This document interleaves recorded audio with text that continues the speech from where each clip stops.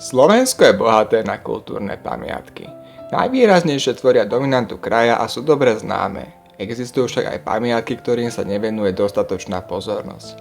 Medzi takéto stavby patria najmä mlyny a ďalšie zariadenia používajúce prírodnú silu vody. Hoci tieto technické stavby tvorili neodmysliteľnú súčasť života slovenskej dediny už od stredoveku, tak pre mnohých sú tieto pamiatky stále neznáme. Z toho dôvodu som sa rozhodol priblížiť ich výnimočný význam cez toto video. Neposvietím si na každú budovu, ale zameriam sa len na také pamiatky, ktoré existujú alebo existovali od 19. storočia na území súčasného Senického okresu.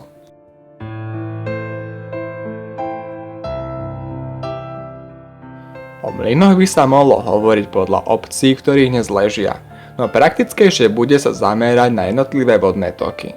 Tie boli v minulosti výrazne odlišné, ešte málo regulované a prijali veľkej hustote mlynov. Vo vymedzenom období tu existovalo vyše 100 mlynov, z ktorých len málo sa zachovalo do dnešných dní. Video sa nebude podrobne venovať každému mlynu, no priblíži najmä pár zaujímavých stavieb pozdĺž prúdu Teplice, Brezovského potoka, Myjavy, Rudavy a Lakšarského potoka. Jedným z tokov, ktoré pritekajú do Senického okresu, je potok Teplica, známy aj ako Vrbovčanka či Malina.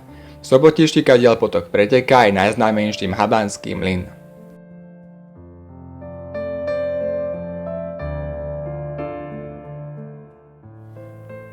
Prvá písomná zmienka o mieste pochádza z polovice 16. storočia, kedy bolo odkúpené Habánmi. V spoločnom vlastníctve zostalo celé storočia. Mlyn ležal na Mlynskom náhone, ktorý už zanikol. Dnes je zrekonštruovaná budova s trojbodom Habánskeho dvora.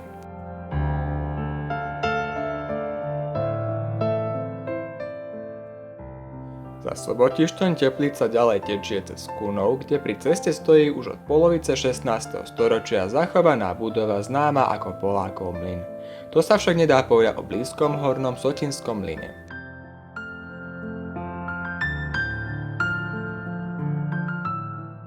V Sotine, v dnešnej mestskej časti Senice, existovali v minulosti dva mlyny. O existencii toho horného už veľa nenasvedčuje. V teréne sú stále dobre vidieť zvyšky mlynského náhonu a základy stavie pokryté machom. Hoci mlyn z konca 17. storočia už takmer zanikol, tak zostaje naďalej v povedomí, lebo blízka bytová zástavba nesie pomenovanie mlyny.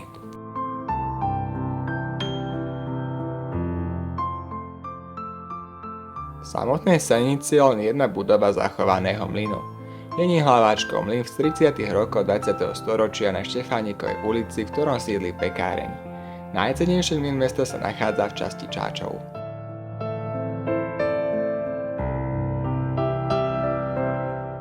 Jediná dochovaná technická pamiatka s pôvodným technickým vybavením v meste je Škodáčkov mlyn.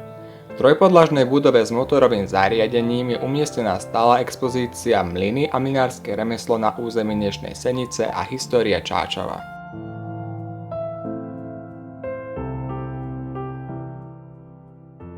Ďalší tok, ktorý priteká do okresu Senica, je Brezovský potok. V Hradišti pod Vrátnom bolo v minulosti veľa mlynov. Za dedinou vzniklo množstvo mlynárskych osád ako Rakovec s Vulgánovým mlynom, Riasnik či Nový mlyn.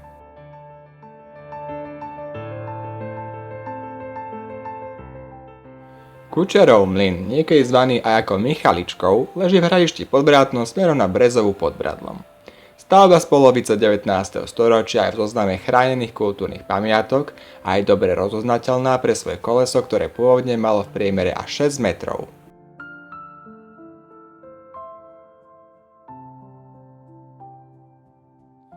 Najvýznamnejším tokom okresu je rieka Myjava. Tá vstupuje do kraja v obci Podbrán, známeho aj pre kopaničiarsku slivovicu vyrábanú v bývalom mlyne u Varsíkov. Zachovaným mlynom ostal Kičkársky mlyn.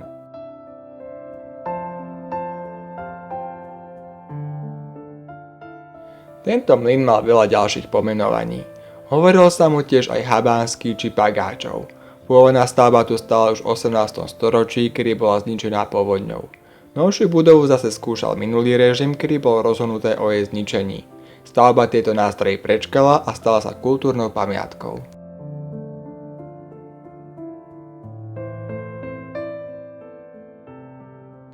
Za Podbranským chotárom Myjava ďalej preteká cez Prietrž, Osuské a Jablonicu, kde potom pokračuje ďalej na Suroviny a pripája sa k nej Myjavská Rudava od Cerovej. V tomto kraji bolo takisto veľa mlynov, no stavby sa buď nezachovali, alebo zmenili svoj účel. Výnimkou zostal Teberiho mlyn pri obci Toč.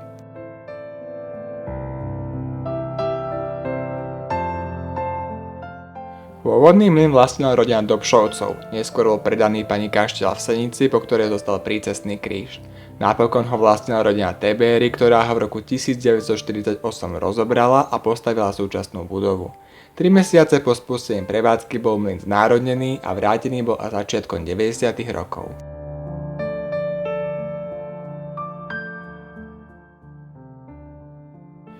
Aj v tomto kraji malo mlynárstvo hlboké korene a bolo príčinou vzniku osád na Bahenskom potoku, z ktorých sa sformovali šádíkové humence.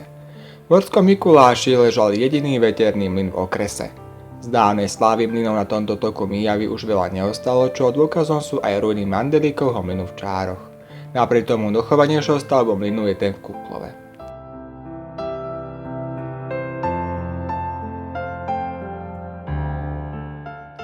Zemepánsky mlyn v Kuklove patril k cisárskym majetkom a bol postavený na ceste do Čárov pri drevenom kríži. V 18. storočí najmenej dvakrát vyhorel a sužovali ho potopy, kvôli ktorým sa začalo s výstavbou Čárskej kopánky.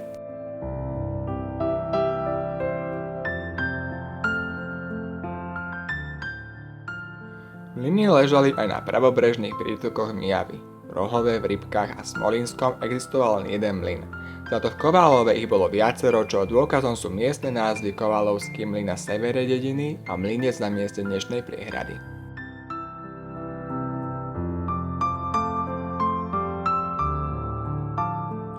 Z 3 mlynov v kútoch sa zachoval už len ten Polákov. Mlyn leží v nenápadnej odbočke pri výjazde smerom na Malacky. Budova tu pravdepodobne stojí už od 17. storočia. Po druhej svetovej vojne bola znárodnená. V súčasnosti stavba chátra spolu so zariadením, ktoré tu zostalo.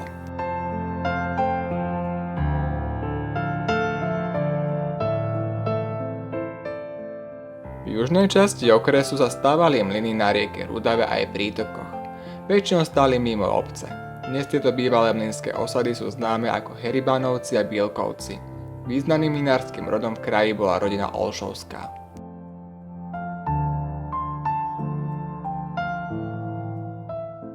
V malebnej dedinke Plavecký Peter táto rodina vlastnila mlyn, ktorý leží v časti zvanej Dolný mlyn. Okrem tejto stavby je v dedinke elektrický mlyn, ktorý je aj kultúrnou pamiatkou. Mlyn na tomto mieste stojí najmenej 300 rokov a patril rodine Dobrovodských.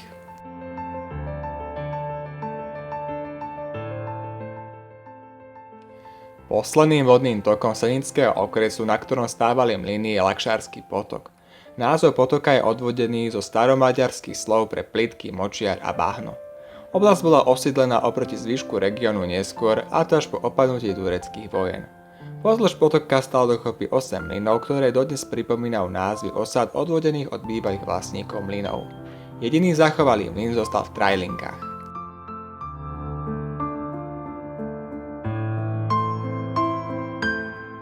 Usadlo z Trajlinky má najmenej 300 rokov a vznikla na mieste, kde sa zbiehajú 3 cesty, a preto dostala pomenovanie z nemeckých slov Drei-Linie.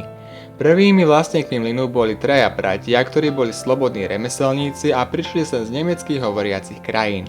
Pôvodný mlyn už dnes nestojí, ale bol nahradený väčším mlynom postaveného v roku 1798 a prestávaného v roku 1920. Zánik tradičného mlynárstva nastal s technickým posunom, reguláciou riek a politickými zmenami po druhej svetovej vojne. O niektorých mlynoch zachovalo len málo informácií ako o tom na Osuskom. Iné mali naopak dlhú tradíciu a vystriedalo sa v nich veľa rodín, podľa ktorých nesli zaužívaný názov. Z záhoráckych mlynov teda zostalo už len pár technických pamiatok, názvov lokalít a pár sporadických slov v teréne. Je pravdepodobné, že sa o týchto budovách už ani viac informácií nedozvieme, a preto považujem za zaujímavé aspoň takto približiť ich odvekú minulosť v regióne Záhorie.